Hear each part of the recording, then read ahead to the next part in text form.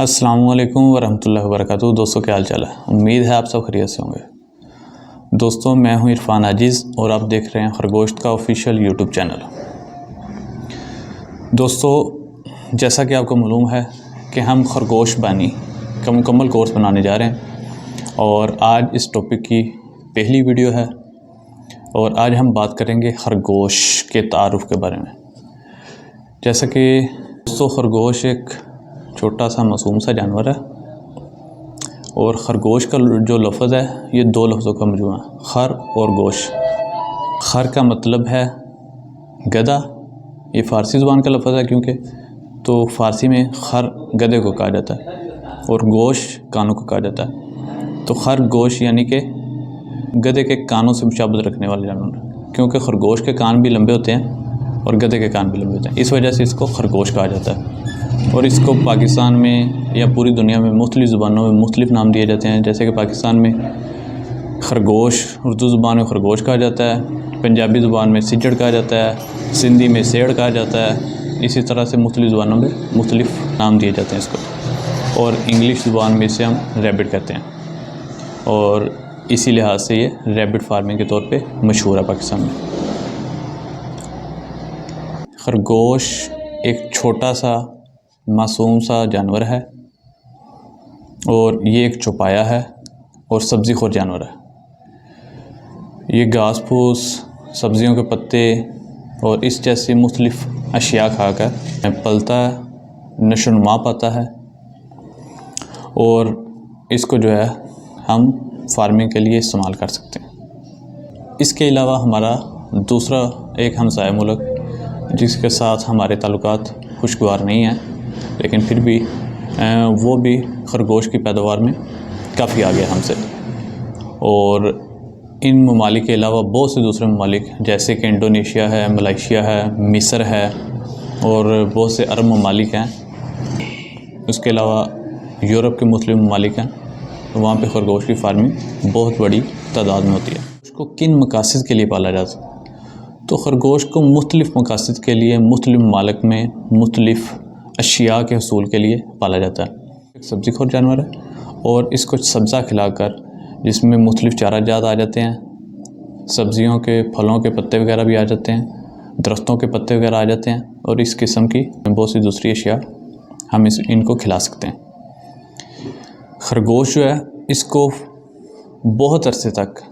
پاکستان میں، یعنی کہ ابھی پچھلے 4-5 سال جو ہوئے ہیں خرگوش فارمنگ ہونا سٹارٹ ہو گئی ہے، اس سے پہلے پاکستان میں کسی کو نہیں پتہ تھا کہ خرگوش جو ہے یہ بھی فارمنگ کے لیے استعمال ہو سکتا ہے یا اس کے گوشت کو تجارتی پیمانے پر استعمال کیا جا سکتا ہے، جبکہ پوری دنیا میں خرگوش کی فارمنگ کی جاتی ہے اور خرگوش کی فارمنگ کی بڑی بڑی صنعت ہے۔ جیسا کہ ہمارا ہمسایہ ملک ہے چین دنیا میں سب سے زیادہ خرگوش کی پیداوار کا حامل ہے اور سب سے زیادہ خرگوش کا گوشت پیدا کرنے والا ملک ہے، اور سب سے زیادہ خرگوش کا گوشت استعمال کرنے والا ملک بھی چین ہے۔ خرگوش کی تقریباً 50 کے قریب نسلیں ہیں اور ان نسلوں کو 3 اقسام میں ہم ڈیوائیڈ کرتے ہیں فی الوقت، کہ گوشت کے حصول کے لیے، اون کے حصول کے لیے اور فینسی نسلیں۔ جیسا کہ دنیا میں سب سے زیادہ خرگوش کو گوشت کے حصول کے لیے پالا جاتا ہے، اس کے بعد اس کی اون، چونکہ 5 کے قریب نسلیں خرگوش کی ایسی ہیں جن کے جسم پہ اون ہوتی ہے، اور خرگوش کی اون دنیا میں دوسری تمام جانوروں کی اون کی نسبت سب سے زیادہ گرم ہے، تو اس کو اون کے مقصد کے لیے بھی پالا جاتا ہے۔ اس کے بعد کھال کے حصول کے لیے، کیونکہ اس کی کھال بہت قیمتی ہوتی ہے، بہت نرم ہوتی ہے، بہت باریک ہوتی ہے اور اس سے بہت سی قیمتی اشیاء بنتی ہیں، اس لیے اس کو کھال کے حصول کے لیے بھی پالا جاتا ہے۔ اس کے علاوہ بہت سے ممالک میں خرگوش کو اس کی مینگنیوں کے لیے اور اس کے پیشاب کے حصول کے لیے بھی پالا جاتا ہے، کیونکہ اس کا پیشاب، اس کی مینگنیاں یہ قدرتی کھاد کے طور پہ، قدرتی سپرے کے طور پہ بہت زیادہ اہمیت کی حامل ہیں۔ اسی طرح سے بہت سی ایسی نسلیں ہیں جن کو فینسی خرگوشوں کے طور پہ پالا جاتا ہے، یعنی کہ مختلف ممالک میں بڑی بڑی جو نمائشیں لگتی ہیں خرگوش کی، ان کے لیے پالا جاتا ہے، وہاں پر پھر بہت زیادہ مقابلے ہوتے ہیں اور بہت بڑے بڑے انعامات دیے جاتے ہیں، تو اس مقصد کے لیے بھی پالا جاتا ہے۔ اس کے علاوہ بہت سی نسلیں ایسی ہیں جو کہ بہت خوبصورت ہیں، بہت دوستانہ ان کی فطرت ہے اور انسانوں کے ساتھ بہت گل مل جاتی ہیں، بہت کچھ سیکھ جاتی ہیں۔ تو کچھ نسلیں ایسی ہیں جن کو پالتو جانوروں کے طور پر پالا جاتا ہے، اور ان کو پالنا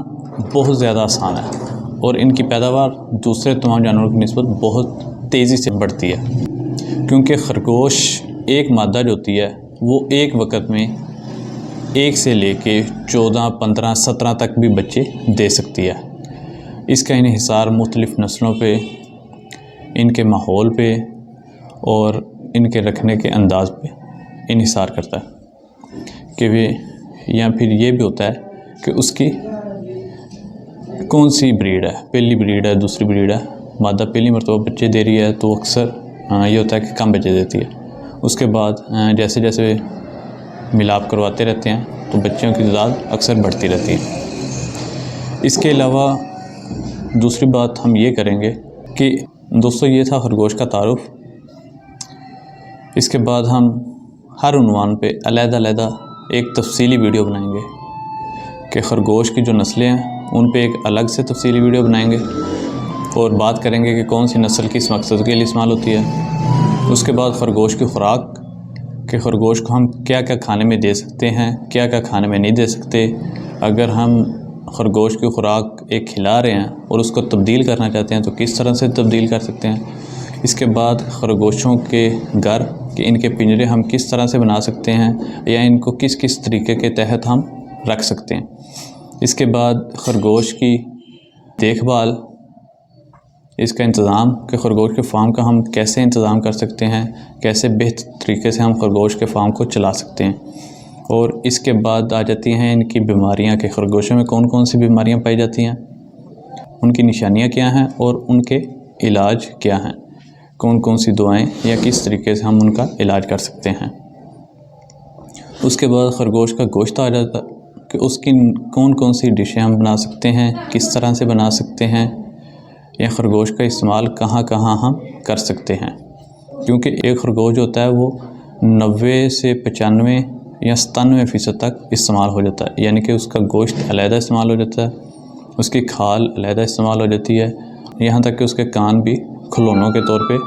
کھلونوں کے اندر استعمال ہو جاتے ہیں۔ اور دوستو اس کے بعد آ جاتی ہیں بیماریوں کے بعد آ جاتا ہے اس کی ڈشیں کون سی بنا سکتے ہیں۔ اس کے بعد آ جاتے ہیں کہ اس کی کھال کو کیسے محفوظ کیا جا سکتا ہے اور کیسے اور کہاں پہ استعمال کیا جا سکتا ہے۔ اس کے بعد آ جاتا ہے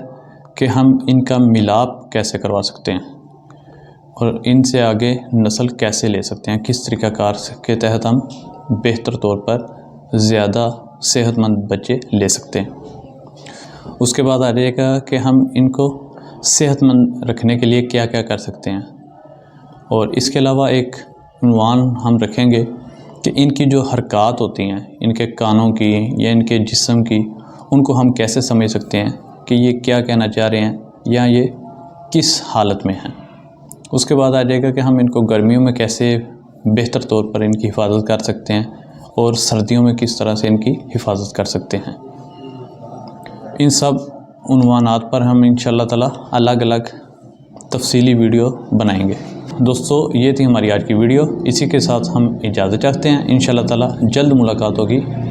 ایک نئی ویڈیو کے ساتھ، تب تک کے لیے اللہ حافظ۔